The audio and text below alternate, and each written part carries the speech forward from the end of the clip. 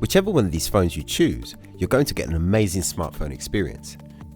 But in this video, we're going to take a look at exactly what these phones have to offer in terms of hardware, how they differ, and ultimately, which one is best for you. We'll leave the iOS versus Android debate for another day. Let's start by looking at the design of these two phones. Obviously, they're both very good looking, and design is subjective of course. But for us, it's the S9 Plus that wins out here, owing to its curved glass infinity display and better screen to bezel ratio. We also love the fact that there are some bright colours to choose from with the S9 Plus, if that's your thing. Can the iPhone X screen outperform the S9 Plus? Well, it's incredibly close.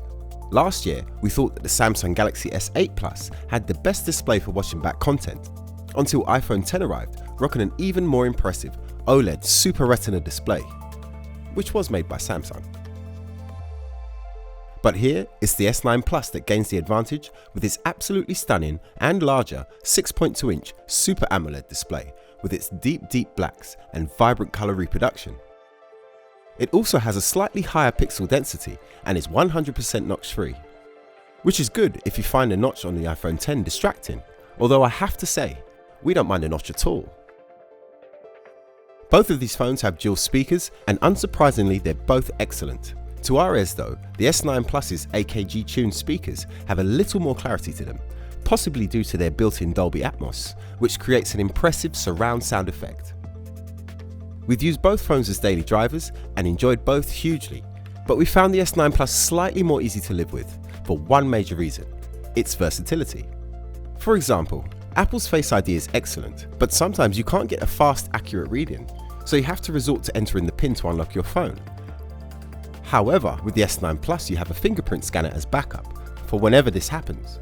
This comes in really handy, and it's worth noting that Samsung has improved the location of the fingerprint scanner too, so no more accidentally smudging the camera lens.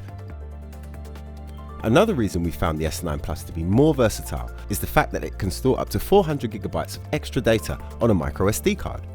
That's on top of the 128GB of storage on the device itself. The iPhone X comes in both 64GB and 256GB variants, but doesn't have expandable storage, so you have to think very carefully about your needs here. What's also impressive regarding the Samsung Galaxy S9 Plus is that it manages to retain a higher level of water and dust resistance than the iPhone X, whilst retaining the headphone jack, which is always nice to have. Over to the camera tech now, and both phones have a 12-megapixel dual lens setup, and both have a telephoto lens. But only the S9 Plus has dual aperture technology, which we have to say is seriously impressive. It's this tech which means you can get incredibly high quality pictures whether you're shooting in low light conditions or bright conditions. In fact, the f1.5 aperture on the S9 Plus is the widest available on any smartphone, and it's going to be almost impossible to beat.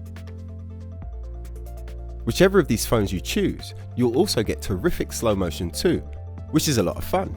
We have a number of video specials coming up to find out specifically what phones capture the best images, video and slow-mo, so make sure you're subscribed to the Direct Mobile's YouTube channel for those. So there you have it, two extraordinary phones. For us, this time round we feel that the S9 Plus has a little bit more to offer hardware-wise, and for a fair bit less money too, so it's our winner. Though it's worth remembering to think about the two operating systems and ecosystems on offer here. Beyond the hardware, are you already invested in one? Would you consider moving? Do you prefer Android's approach or the way iOS does things? We'd love to know your thoughts, so do go ahead and let us know if you'll be buying either of these. Also, don't forget, Sony and Huawei have recently released some seriously cool flagships too, so subscribe as we will be reviewing those too.